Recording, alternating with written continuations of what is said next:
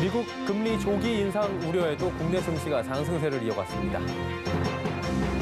미국 연방준비제도의 조기 금리 인상 언급에 금속값이 하락하며 세계 원자재 시장이 휘청이는 모습입니다. 경기 인천 등 수도권 아파트 매수 심리가 3주째 강세를 이어갑니다. 부동산 시장에선 규제를 피한 공시가격 1억 원 미만 아파트에 갭 투자자가 몰리고 있습니다. 센 경제라이브 시작합니다.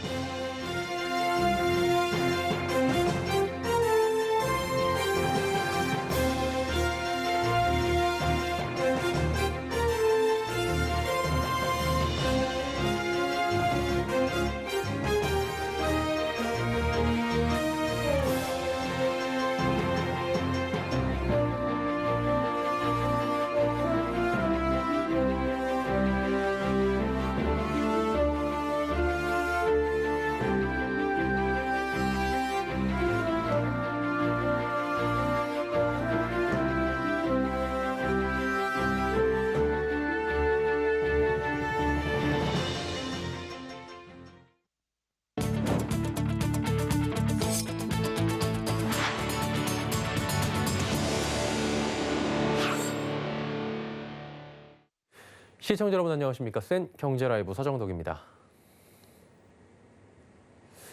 5개월 만에 전고점을 돌파한 코스피가 미국의 조기 금리 인상 우려에도 강세 흐름을 이어갔습니다. 코스닥 역시 천선을 회복한 뒤 꾸준한 상승 흐름을 이어가는 모습인데요. 한 주간의 증시 흐름 앵커 리포트입니다. 오늘 코스피 코스닥 양시장은 상승 마감에 성공했습니다. 미국의 긴축 우려가 잦아든 가운데 중국 당국의 산업용 금속 방출 계획이 기술주 상승으로 이어지며 국내 증시에도 긍정적 영향을 주고 있는 것으로 풀이됩니다. 현지 시간으로 16일 연준은 기준금리 동결 및 현재 완화적 통화 기조를 이어갈 것을 밝힌 가운데 2023년 첫 금리 인상에 나설 것을 시사했습니다. 하지만 최근 물가 상승 압력에 따른 연준의 기조 변화는 어느 정도 예견된 것이었다는 게 시장의 평가로 큰 충격은 없었습니다. 오늘 기준 우리나라의 코로나19 백신 접종률은 27.4%로 접종률 상승에 따른 경제 정상화 기대감이 함께 커지는 모습도 보였습니다. 이에 이번 주 코스피, 코스닥은 각각 0.57%, 2.50%의 주간 상승률을 보였습니다. 코스피는 5개월 만에 최고점을 3,281선까지 높였고 코스닥 역시 1,015포인트 선을 회복했습니다. 한 주간 수급 동향을 살펴보면 코스피는 기관이 매도한 가운데 개인과 외국인이 매수에 나섰고 코스닥은 기관과 외국인이 매도했지만 개인이 강하게 매수하며 시장 상승을 견인했습니다. 테이퍼링 우려 선반영 등으로 카카오와 네이버 등 인터넷 기술주들의 상승이 이어졌습니다. 특히 카카오는 카카오뱅크 기업 공개와 콘텐츠 사업 부분의 성장성 부각, 카카오 커머스와의 합병 등에 대한 기대감이 커지며 52주 신고가를 15만 7,500원까지 높이며 시가총액 3위 자리를 지켰습니다.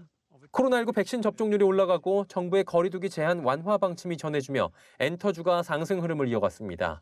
특히 콘서트장을 비롯한 대중음악 공연에 대해 기존 100명 미만에서 최대 4,000명까지 방역 수칙을 완화하기로 하며 SM과 하이브 등이 연일 상승 랠리를 이어갔습니다. 증권업계는 6월 FOMC가 다소 매파적이었지만 3분기는 물가 하향 안정식이라는 점에서 연준의 통화 정책이 3분기 주식시장에 걸림돌로 작용하진 않을 것으로 전망했습니다. 이어 단기적으로는 보다 성과가 가시화되고 있는 리오프닝 관련주를 3분기 전체로 본다면 비메모리 반도체와 IT, 자동차주 등에 대한 접근을 조언했습니다. 서울경제TV 서정덕입니다. 미국 중앙은행 연방준비제도의 조기 금리 인상 전망에 세계 원자재 시장이 휘청거리고 있습니다. 간밤 금값과 은값뿐만 아니라 구리와 백금, 또 팔라듐 등 금속 가격이 일제히 하락했는데요. 양한나 기자가 전해드립니다. 미국의 조기 금리 인상 예고가 전해지자 세계 주요 원자재 가격이 일제히 급락했습니다. 간밤 뉴욕 상품거래소에서 8월 인도부 금은 온스당 4.7% 급락한 1,774.8달러에 거래를 마쳤습니다. 지난 4월 30일 이후 7주 만에 최저치입니다. 7월 인도분은 온스당 7% 떨어진 25.86달러에 7월 인도분 구리는 파운드당 4.7% 내린 4.18달러에 마감됐습니다. 앞서 중국 정부가 금속 수급 안정을 위해 구리, 알루미늄 등 정부 비축분을 시장에 풀겠다고 밝힌 데 이어 미국이 2023년 두 차례 금리를 올릴 것이란 전망이 영향을 미친 것으로 보입니다. 에이바트레이드의 나이마슬락 수석시장 분석가는 금리 인상 시간표의 공식 조정이 금값의 긴축 발작을 가져왔다며 투자자들로서는 이자를 주지 않는 자산을 보유하는 데 따른 기회비용이 증가하면서 금이 덜 매력적인 자산이 됐다고 분석했습니다. 달러화도 강세 흐름을 보이고 있습니다. 전날 주요 6개국 통화 대비 미 달러화 가치를 나타내는 달러 지수는 전날보다 0.78% 오른 91.91로 급등했습니다. 통상 미 달러화로 가격이 표시되는 원자재 상품들은 달러화 가치와 반대로 움직이는 경향을 보입니다. 짐 폴슨 리톨드 그룹 회장은 조기 테이퍼링으로 인해 미 달러화 공급이 줄어들면서 전반적으로 상품 가격이 크게 하락했다고 전했습니다. 올해 상반기 급격한 상승세를 이어간 원자재 가격이 이번 기회에 조정을 받는다는 시각도 나옵니다. 릭로스 에버코어 ISI 기술 애널리스트는 구리가 2006년 이후 가장 과매수 수준에 이르렀다고 평가하기도 했습니다. 서울경제TV 양한나입니다. 경기도와 인천 등 수도권 아파트 매수 심리가 3주 연속 강세를 이어갔습니다. 오늘 한국부동산원에 따르면 이번 주 수도권 아파트 매매 수급 지수는 113.5포인트로 지난주보다 0.5포인트 높아졌습니다. 지난해 6월 첫째 주 이후 55주 연속 기준선을 상회한 수치입니다. 지역별로 경기도는 117.3포인트를, 인천은 114포인트로 지난주보다 각각 1포인트, 1.5포인트씩 올랐습니다. 반면 이번 주 서울 매매 수급 지수는 107.3포인트로 재건축과 주요 단지를 중심으로 매물이 줄었지만 가격은 꺾이지 않자 지난주보다 0.5포인트 하락했습니다. 주택수사 안정에 포함되지 않는 공시가격 1억 원 미만 아파트 위주로 갭 투자세가 몰리는 모습입니다. 실제 투자 금액은 1,000만 원 미만인데요. 전문가들은 자산 가치 상승 기대감이 크지 않은 만큼 수익 실현 가능성이 낮아 주의해야 한다고 조언합니다. 지혜진 기자입니다. 부동산 빅데이터 플랫폼 아실에 따르면 올해 1월부터 현재까지 갭 투자가 가장 많이 증가한 지역은 경기도 평택시입니다. 평택시는 전체 7,111건의 거래 중 650건이 갭 투자로 집계돼 갭 투자가 전체 거래의 9.1%가량을 차지했습니다. 평택시를 비롯해 경기도 시흥시와 경북 구미시, 충남 아산시, 인천 계양구 등이 최근 6개월 새 갭 투자가 가장 많이 증가한 지역으로 조사됐습니다. 갭 투자 현황을 보면 주로 1억 원대 거래가 많습니다. 평택에서 가장 많은 갭 투자 거래가 이뤄진 단지는 평택시 고동면의 태평아파트입니다. 이 아파트는 일부 전용 면적 84제곱미터를 제외하곤 공시가격이 모두 1억 원 미만입니다. 공시가격 1억 원이 넘지 않으면 다주택자일지라도 주택수 산정에 포함되지 않습니다. 취득세율도 1.1% 수준입니다. 규제를 피한 투자인 셈입니다. 이들 사례 중엔 매매가와 전세가가 똑같은 무갭 투자도 있습니다. 지난 4월 기준 태평 아파트 값은 1억 3천만 원으로 이달 같은 가격에 전세 계약이 신고됐습니다. 일부 매매가보다 비싼 전세값도 등장했습니다. 평택시 안중읍에 있는 늘푸른 아파트는 거래 가격인 1억 1,851만 원보다 1,700만 원가량 높은 1억 3,600만 원의 전세 세입자가 들어왔습니다. 이 아파트는 전평형이 공시가격 1억 원 미만입니다. 전문가들은 이처럼 규제를 피한 소액 갭 투자는 위험할 수 있다고 경고합니다. 500만 원, 1,000만 원을 넣고 자기가 뭐 500만 원, 1,000만 원을 더 받을 수 있다면 수익 100%잖아요. 이런 개념으로 접근을 하는 거죠. 일단 갭이 작다는 거는 앞으로의 자산 가치 상승에 대한 기대치가 낮다는 의미거든요. 근데 결과적으로는 이걸 내가 실현할 수 있느냐의 문제인데 그런 부분에 있어서 좀 퀘스천 마크죠. 서울경제TV 지혜진입니다. 도심 공공주택 복합사업 예정지구로 지정된 지 6개월 이내에 주민 절반이 반대하면 예정지구가 해제될 전망입니다. 오늘 국회 국토교통위원회는 전체 회의에서 김교흥 더불어민주당 의원이 대표 발의한 공공주택특별법 등 이사 대책 관련 법 개정안을 통과시켰습니다. 기존 공공주택특별법 개정안은 도심 공공주택 복합사업 예비지구가 지정된 지 1년 내로 주민의 3분의 2 이상 동의를 받지 못하면 자동 해제되는 조항이 있었습니다. 하지만 예비지구로 지정된 뒤 1년간 주민의 권리 행사가 제약되는 문제점이 있다며 국토부는 앞으로 주민의 반대가 많은 곳은 예비지구 지정을 하지 않을 방침이라 밝혔습니다.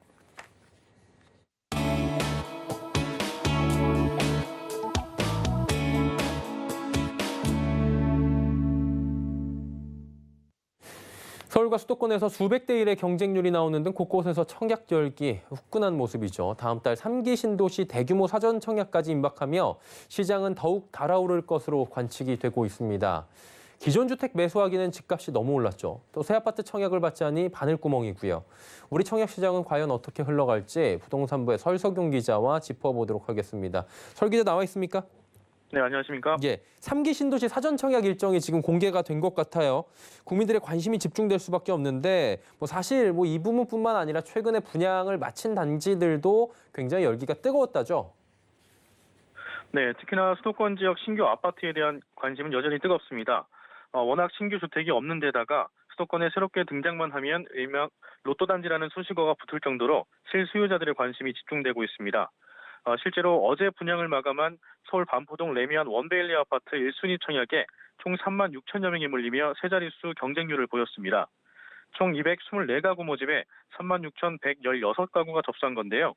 평균 경쟁률은 161.2대 1을 기록했고 최고 경쟁률은 무려 1,873.5대 1로 전용 면적 46.9제곱미터 A타입에서 나왔습니다.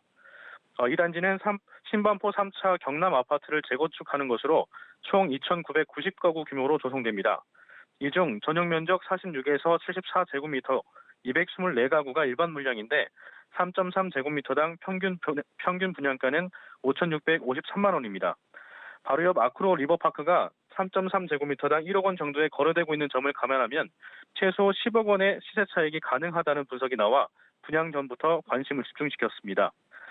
특히 당초 공지됐던 실거주 3년 의무를 적용받지 않게 되면서 청약 열기가 더 가열될 것이라는 분석이 나옵니다.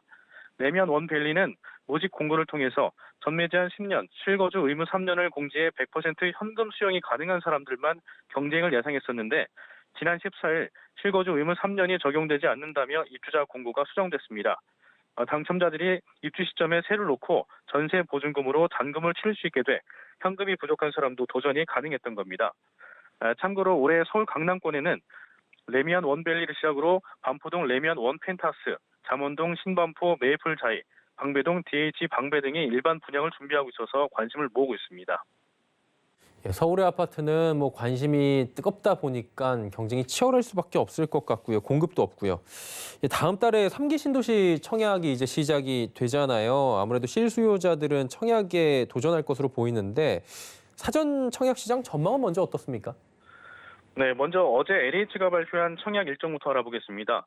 오는 7월 15일에 시행되는 사전 청약 1차 지구는 인천 계양지구 1,050가구, 남양주 진접 2지구 1,535가구, 성남 복정 1지구 1,026가구, 의왕 청계 2지구 304가구, 위례 418가구 등 5개 지구에서 모두 1,333가구에 대한 사전 청약이 이뤄질 예정입니다.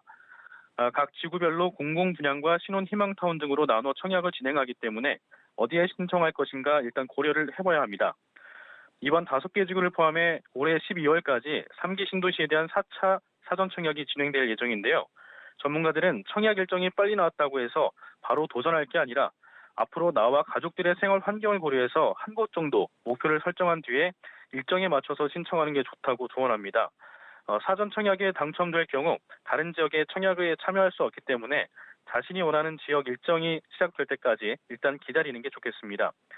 업계에서는 그토록 기다리던 3기 신도시 사전 청약에 많은 수요자들의 관심이 집중될 것으로 전망하고 있습니다. 내 집 마련을 위한 젊은 세대들의 경쟁도 치열할 것으로 예상됩니다. 그리고 이제 3기 신도시가 잘 진행이 되면 좋겠지만 여러 가지 걱정되는 부분도 있을 것 같아요. 변수도 있을 것 같은데 어떻습니까, 지금? 네, 걱정되는 부분은 있습니다. 아무래도 정권 기조가 사전 청약 이후 입주 시기까지 이어질 수 있느냐 하는 부분이고요. 내년에 대선도 있기 때문에 사업의 지속성에 대한 의문을 품지 않을 수 없습니다. 큰 틀에서 정부의 공급 정책은 이어가겠지만 과연 문재인 정부가 세워놓은 계획대로 차질 없이 진행될 것이냐는 지켜봐야 할 문제입니다. 또 정부의 수도권 신규 주택 공급 계획이 드디어 시작된다고 볼 수도 있지만 사전 청약 이후 본 청약까지 과연 얼마나 걸릴 것이냐 하는 문제에 대한 확답은 할 수 없습니다. 예를 들어 인천 계양이 다음 달 사전 청약을 진행한다고 하는데 3기 신도시 중 사업이 가장 빠르게 진행되고 있지만 아직까지 보상 작업은 60% 정도 이뤄진 것으로 알려졌습니다. 다른 지역의 경우 그보다 덜 이루어졌다고 볼 수 있기 때문에 토지 보상 이후 본청약과 준공 그리고 입주까지 얼마나 걸릴지는 사실 미지수라고 보는 게 더 정확할 거란 분석이 나옵니다. 김효선 NH농협은행 올백자문센터 수석 전문위원입니다. 생각했던 시기보다 입주가 좀 늦어진다면 리스크한 부분일 수는 있어서 입지도 중요하지만 이게 얼마나 빨리 될지 뭐 보상이나 여러 가지 본청약까지의 기간이 얼마나 될지 사업의 그런 진행도 같은 것들도 좀 신경 써서 보실 필요가 있을 것 같아요. 청약 전에. 예, 기다리던 3기 신도시 사전 청약 일정이 이제 한 달 앞으로 코앞으로 다가온 겁니다. 마냥 설레거나 안심되지만은 않는 것 같은데요. 사전 청약 당첨자가 언제 입주할 수 있을지에 대한 걱정도 나올 거고요. 과연 3기 신도시 주택 공급 대책이 완성까지 갈 수 있느냐라는 우려의 목소리도 계속해서 나오는 겁니다. 일단 사전 청약 준비하는 실수요자들의 입장에선 가장 중요한 건 앞으로 나와 내 가족들의 생활을 고려해서 여러 군데 말고 한 곳을 선택해서 집중 공략해야 한다는 거겠죠. 이 부분 잘 숙지하셨으면 좋겠습니다. 부동산부의 설석용 기자와 함께했습니다. 수고하셨습니다. 네, 감사합니다.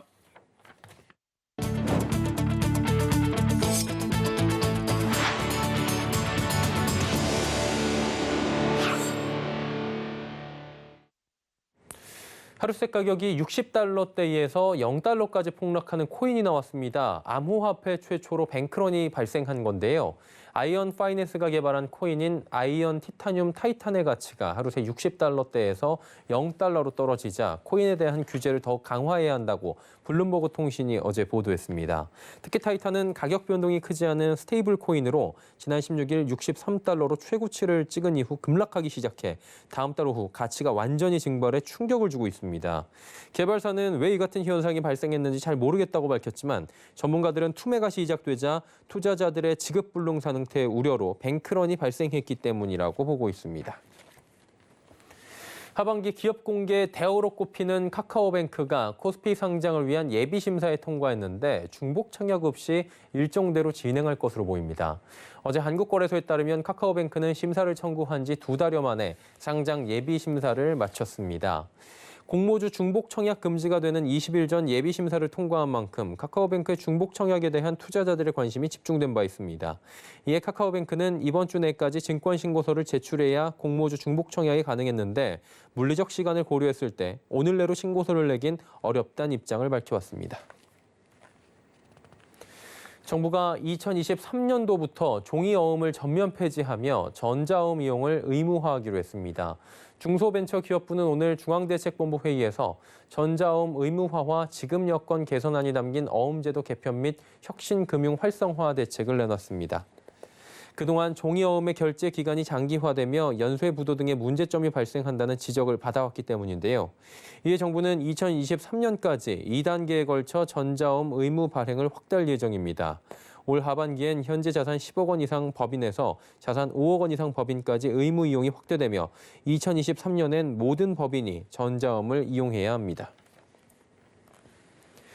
현대자동차 고성능 브랜드의 첫 번째 SUV인 코나엔이 모습을 드러냈습니다. 현대차는 10년 전부터 고성능 모델 개발에 공을 들여왔는데요.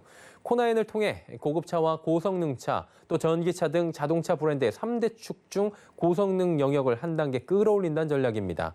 정세미 기자입니다. 현대자동차가 지난 16일 인제 스피디움에서 코나-N 미디어 시승회를 개최했습니다.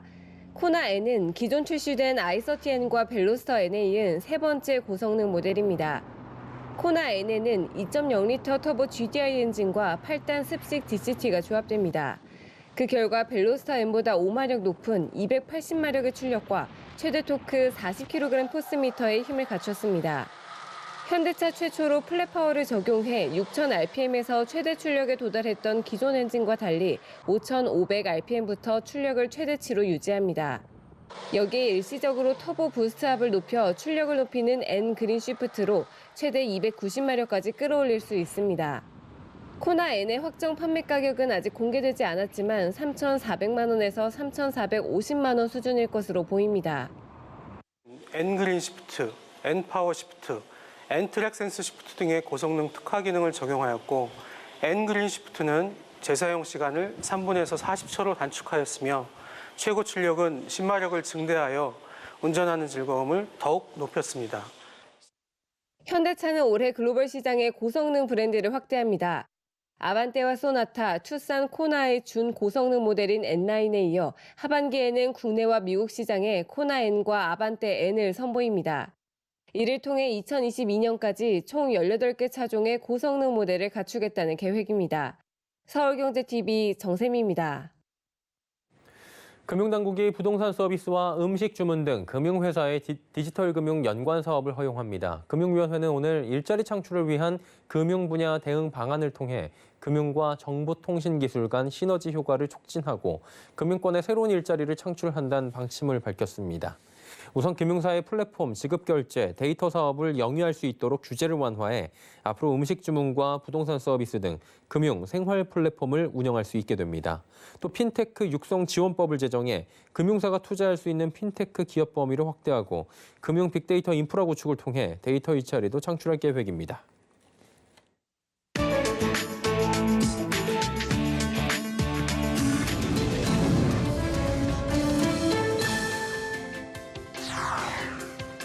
맨 얼굴로 활짝 웃으며 거리를 걷는 시민들.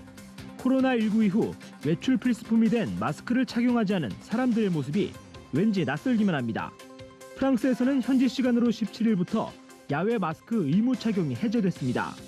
단 가게와 대중교통, 그리고 경기장 같은 많은 사람들이 모이는 야외 공간에서는 여전히 착용해야 합니다. 프랑스 시민들은 더 이상 마스크를 쓰지 않아도 되는 자유와 작은 해방감을 만끽하고 있습니다. 하지만 일부 시민들은 여전히 거리에서 마스크 쓰기를 택하고 있습니다.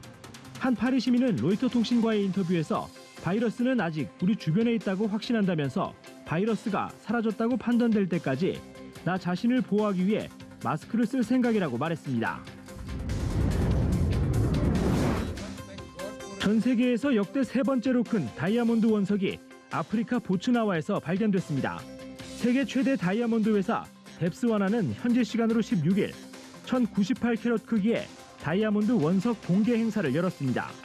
이달 초 보츠나와 남부 주아넨 광산에서 발견된 이 다이아몬드 원석의 크기는 가로 73mm, 세로 52mm에 달합니다. 지금까지 채굴된 가장 큰 다이아몬드는 1905년 남아프리카 공화국에서 발견된 3106캐럿짜리였습니다. 이번에 발견된 다이아몬드 원석이 얼마에 팔릴지 정확히 알 수 없지만 세계에서 두 번째로 큰 다이아몬드로 기록된 1109캐럿의 원석이 2017년 약 604억 원에 팔린 바 있습니다.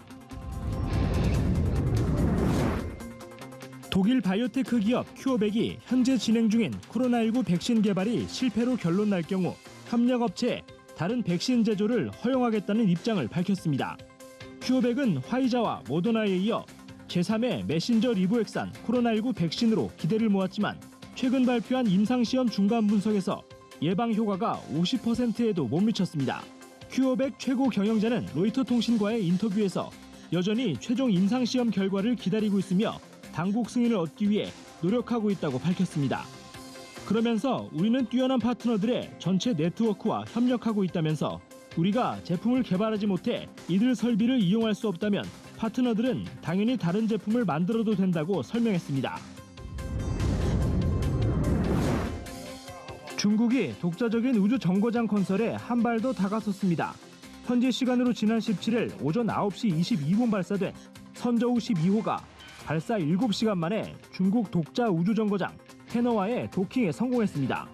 선저우 12호에 탑승한 우주인 3명은 테너에 석 달간 머물며 우주선 수리와 설비 교체, 각종 실험 등을 하게 됩니다. 중국은 선저우 12호에 이어 텐저우 3호와 선저우 13호 등 모두 11번의 발사로 내년 말까지 독자 우주정거장을 완성할 계획입니다. 하늘 궁전을 뜻하는 우주정거장 테너가 완성되면 최소 10년간 지구 400에서 450km 상공에 머물 것으로 예상됩니다. 2025년 이후 운영 여부가 불투명한 국제정거장이 실제 운영을 중단할 경우 테너는 세계 유일의 우주정거장이 됩니다.